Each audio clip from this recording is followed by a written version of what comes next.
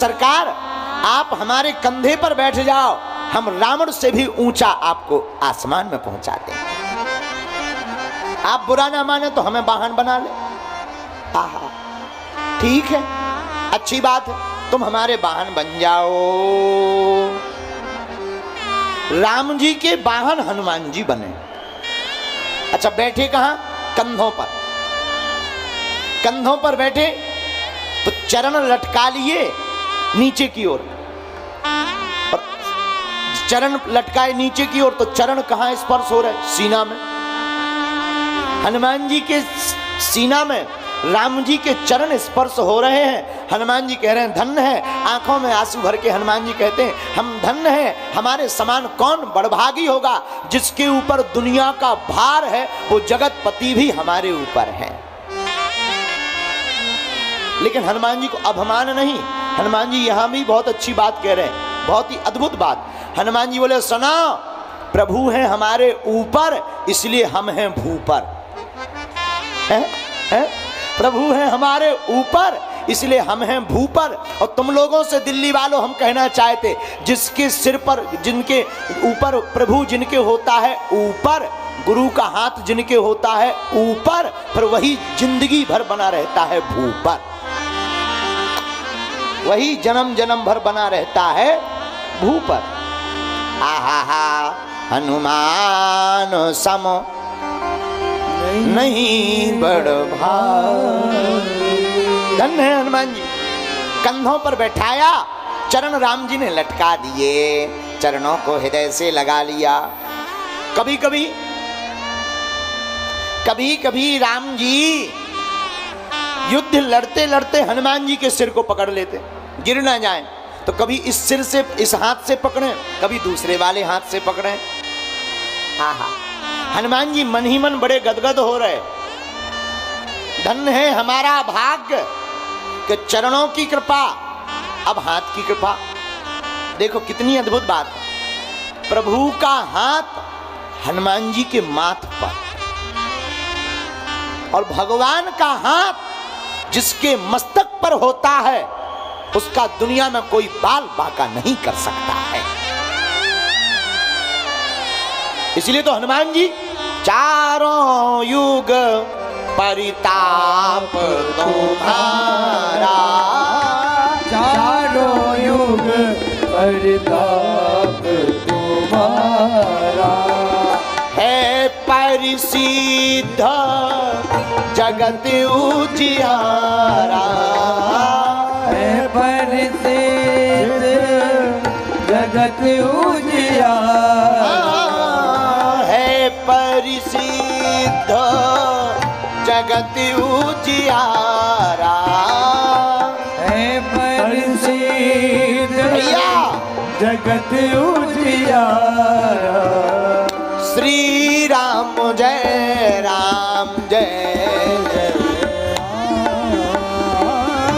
श्री राम जय राम जय जय राम, श्री राम जय राम जय जय राम। आहा, हनुमान जी महाराज राम जी के चरणों को ऐसे पकड़ लेते हैं जैसे किसी कृपण कंजूस को संपत्ति प्राप्त हो गई। कोई कंजूस आदमी को संपत्ति मिल जाए, वो झपटा लगा करके पकड़ लेता, उसी प्रकार हमारे श्री वीर बजरंगबली राम जी को चरणों को पकड़कर अपने हृदय से लगा लेते हैं। और हनुमान जी का शरीर वज्रांग देह है, वज्र की भांति कठोर। हनुमान जी का वज्र की भांति कठोर। तो रावण अस्त्र शस्त्र चलाता राम जी के ऊपर युद्ध में, जब द्वंद्व युद्ध चल रहा, तो रावण जब राम जी के ऊपर अस्त्र शस्त्र चलाता, तो धन्य है हमारे हनुमान जी, इनके समान कौन बड़भागी होगा। कभी हनुमान जी दाएं हो जाते, कभी बाएं हो जाते, कभी हनुमान जी उछल जाते, और रावण का पूरा अस्त्र शस्त्र विफल हो जाता, सब बेकार। रावण मन ही मन सोचता है कि हमने बड़ी बड़ी तपस्या करके ये अस्त्र शस्त्र पाए हैं, एक बंदर सब बर्बाद किए। इसी बंदर ने हम जिनका हरण करके जानकी का लाए थे, इसी ने पता लगाया। न ये पता लगाता, न ये युद्ध होता, न आफत होती। ये बंदर है कि बवाल? रावण सोच रहा है ऐसा। रावण को लग रहा बंदर है कि बवाल। हमें तो बंदर नहीं बवाल लग रहा। बोलो सीताराम। बताओ, रावण जैसे उसी प्रकार भारत में रहने वाले धर्म विरोधियों को भी भगवान बवाल नजर आते हैं, रावण की बुद्धि वालों को। रावण क्या कह रहा? भैया बंदर है कि बवाल? पूरी आफत तो इसी ने की, बंदर ने। अब राम जी हैं ऊपर, हनुमान जी हैं भूपर, तो जैसे ही रावण बाण चलावे, सोई हनुमान जी कभी दाएं हो जावे, कभी बाएं हो जावे, कभी उछल कूद कर देवे। सारी चिंता रावण की ओर बढ़ गई कि पूरा का पूरा खेल तो ये बंदर ही बिगाड़े हैं। अब क्या करें? अंत में रावण ने अमोघ शस्त्र नाम का बाण चलाया, अमोघ अस्त्र, जो रावण ने तपस्या करके प्राप्त किया था। लेकिन ये बाण राम जी के ऊपर नहीं चलाया, अमोघ अस्त्र का प्रयोग रावण ने हनुमान जी के ऊपर किया। तो भैया एक बात बोले, हनुमान जी सोचने लगे कि भाई मिटाना तो युद्ध वालों को चाहिए, वाहन को क्यों मिटा रहे? हम तो वाहन। लेकिन हनुमान जी का तो वज्रांग देह है। रावण ने 3 बाण अमोघास्त्र के छोड़े, हनुमान जी के माथे में लग गए। जैसे कोई भारी शरीर आदमी को छोटा सा कांटा लग जाए ना, कोई ज्यादा दिक्कत नहीं होती, वैसे ही हनुमान जी को भी कोई ज्यादा दिक्कत नहीं हुई। क्यों? हनुमान जी का देह वज्र की भांति है। हनुमान जी ने तीनों बाण निकालकर ऐसे तोड़कर फेंक दिए जैसे कुछ हुआ ही ना हो। लेकिन हनुमान जी के माथे से रक्त बहने लगा, खून बहने लगा, और रक्त बहने लगा तो राम जी के चरण कमल के ऊपर रक्त गिरने लगा, मानो हनुमान जी ने अपने रक्त से राम जी के चरणों का अभिषेक कर दिया हो। एक बात और, हम लोग कहते हैं, हमें भी कई लोग मिलते हैं, महाराज जी आप चिंता ना करो, आप तो हिंदू राष्ट्र की बात करो और भारत को हिंदू राष्ट्र बनवाओ, हम तुम्हारे लिए खून पसीना बहा देंगे। ऐसा बोलते हैं, बोलना भी चाहिए, लेकिन संसार वालों में और हनुमान जी में बहुत अंतर है। संसार वाले कहते हैं खून पसीना बहा देंगे, लेकिन पसीना और खून तो ठीक है, पसीना तक नहीं बहाते। बुरा मत मानना, भारत के लोग जगे होते, सनातनी हिंदू अगर जागे होते, तो जो आज नौबत हमारे धर्म की है ये कभी नहीं आती अगर हम पहले से ही जगे और सधे हुए होते।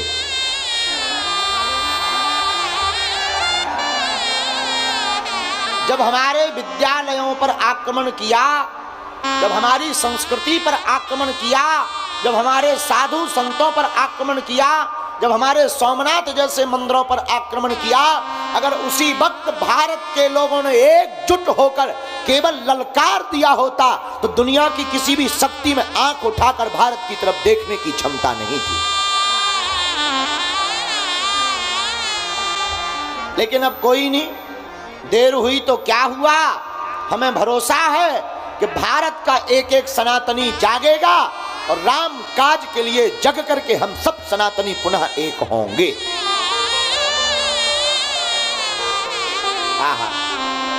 हनुमान जी के खून से, हनुमान जी के मस्तक से रक्त बहने लगा, राम जी के चरणों का अभिषेक किया।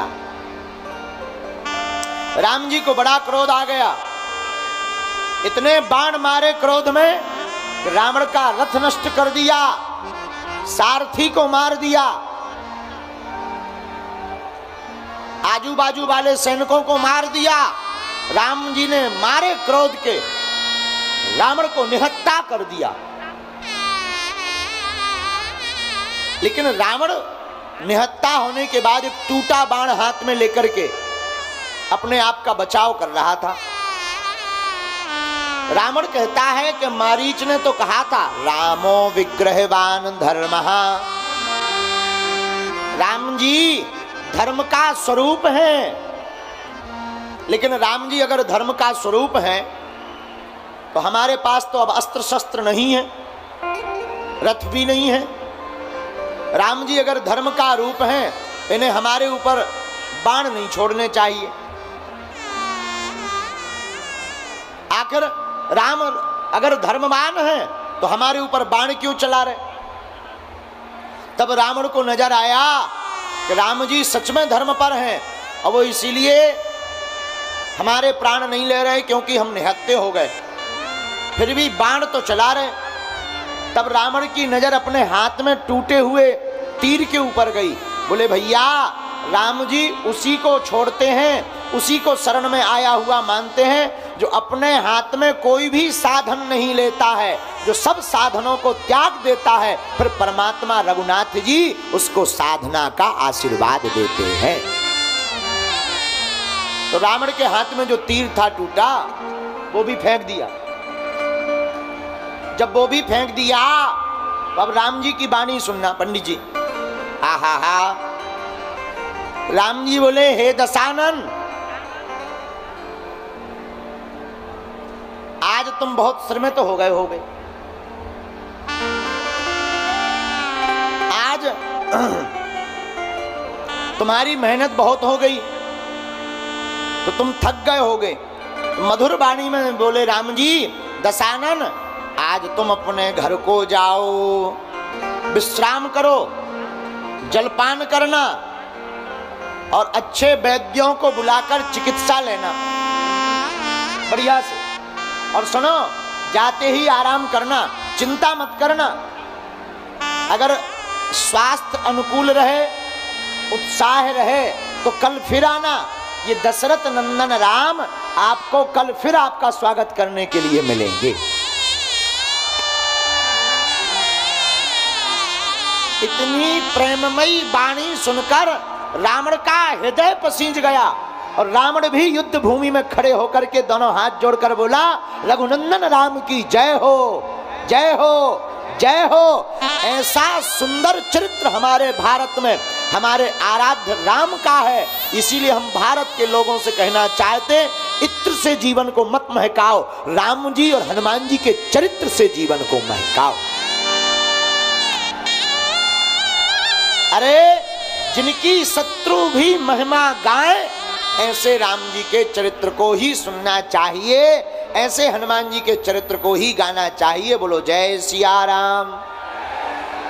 बागेश्वर धाम की, हनुमान जी महाराज की, सन्यासी बाबा की, दिल्ली के पागलों की, श्री सीताराम भगवान की।